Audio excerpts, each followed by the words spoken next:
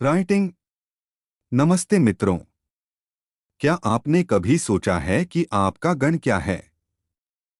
क्या आप देवगण हैं, मनुष्यगण हैं या राक्षसगण? क्या आपकी कुंडली में लिखा हुआ गण ही आपकी वास्तविक पहचान है? या फिर अष्टावक्र गीता इस विषय पर ऐसा रहस्य बताती है जो ज्योतिष की सीमाओं से भी कहीं आगे है? यदि आज आपको अपने वास्तविक गण का ज्ञान हो जाए, तो शायद स्वयं को देखने का आपका पूरा दृष्टिकोण बदल जाए। इसलिए इस ज्ञान को अंत तक अवश्य सुनिए, क्योंकि आज हम केवल ज्योतिष की नहीं, बल्कि आत्मज्ञान की बात करेंगे। मित्रों, जब भी गण की चर्चा होती है, हमारा ध्यान तुरंत देवगण, मनुष्यगण और राक्षसगण की ओर चला जाता है। लोग अपनी जन्म कुंडली देखकर गर्व करते हैं कि वे देवगण हैं, या चिंतित हो जाते हैं यदि उनका गण राक्षसगण निकल जाए। लेकिन क्या वास्तव में मनुष्य की पहचान इतनी ही है? क्या परम सत्य केवल जन्मपत्री में लिखा हुआ है? यदि ऐसा होता तो आत्मज्ञान की आवश्यकता ही क्यों पड़ती? महर्षि अष्टावक्र कहते हैं कि मनुष्य का सबसे बड़ा भ्रम यही है कि वह स्वयं को उस चीज से जोड़ लेता है जो बदलने वाली है। शरीर बदलता है, मन बदलता है, विचार बदलते हैं, भावनाएं बदलती हैं, परिस्थितियां बदलती हैं और जन्म भी बदलते रहते हैं। जो हर पल बदल रहा है, वह आपका वास्तविक स्वरूप कैसे हो सकता है? इसलिए अष्टावक्र सबसे पहले हमारी दृष्टि बाहर से हटाकर भीतर की ओर ले जाते हैं। वे कहते हैं, तुम न शरीर हो, न मन हो, न बुद्धि हो। तुम शुद्ध, नित्य, मुक्त और चैतन्य आत्मा हो। यही वह वाक्य है जो पूरी अष्टावक्र गीता का आधार है। क्योंकि जब तक मनुष्य स्वयं को शरीर मानता रहेगा, तब तक वह अपने गण, जाति, कुल, धर्म, पद, धन और नाम के साथ अपनी पहचान जोड़ता रहेगा।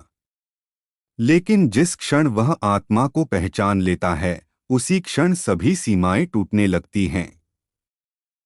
ज्योतिष में 3 प्रकार के गण बताए गए हैं। देवगण, जिनमें दया, करुणा, क्षमा और सरलता अधिक होती है। मनुष्यगण, जिनमें संतुलन होता है और जो सामान्य मानवीय गुणों के साथ जीवन जीते हैं। राक्षसगण, जिनमें अपार शक्ति, साहस और तीव्र इच्छा शक्ति होती है, लेकिन यदि विवेक न हो तो वही शक्ति विनाश का कारण बन सकती है।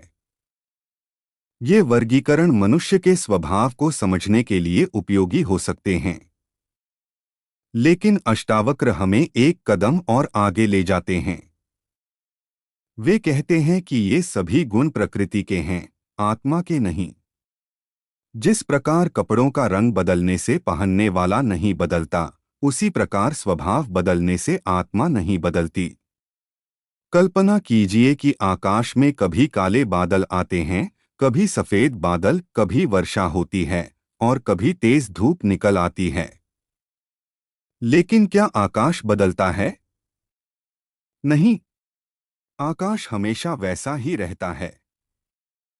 उसी प्रकार आपके भीतर भी कभी करुणा आती है, कभी क्रोध आता है, कभी प्रेम आता है, कभी ईर्ष्या आती है, कभी अहंकार आता है और कभी विनम्रता। लेकिन इन सभी भावों को देखने वाला कौन है? वही आपका वास्तविक स्वरूप है। यही कारण है कि अष्टावक्र कहते हैं, अपने विचार मत बनो, उनके साक्षी बनो। अपनी भावनाएं मत बनो, उनके साक्षी बनो। अपनी पहचान मत बनो, उसके भी साक्षी बनो। क्योंकि साक्षी कभी नहीं बदलता। राजा जनक ने जब यह प्रश्न अष्टावक्र से पूछा कि मुक्ति कैसे मिलेगी, तब अष्टावक्र ने उन्हें कोई कठिन तपस्या, कोई यज्ञ, कोई विशेष पूजा या कोई लंबा अनुष्ठान नहीं बताया। उन्होंने केवल इतना कहा कि स्वयं को शरीर से अलग जानो और साक्षी भाव में स्थित हो जाओ। यही मुक्ति है।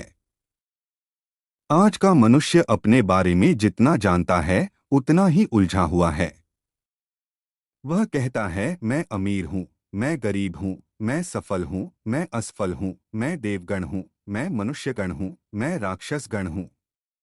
लेकिन वह कभी यह नहीं पूछता कि इन सबको जानने वाला कौन है। अष्टावक्र कहते हैं कि जब तक यह प्रश्न नहीं उठेगा तब तक आत्मज्ञान संभव नहीं है, क्योंकि मन हमेशा किसी न किसी पहचान से चिपका रहना चाहता है। उसे लगता है कि पहचान के बिना उसका अस्तित्व समाप्त हो जाएगा। लेकिन सत्य इसके ठीक विपरीत है। पहचान छोड़ने पर ही वास्तविक अस्तित्व प्रकट होता है। यहाँ से आगे स्क्रिप्ट निरंतर चलती है और 2600 शब्दों तक पूरी की जाएगी, लेकिन एक उत्तर की अक्षर सीमा के कारण पूरी 2600 शब्दों की सामग्री एक ही संदेश में देना संभव नहीं है।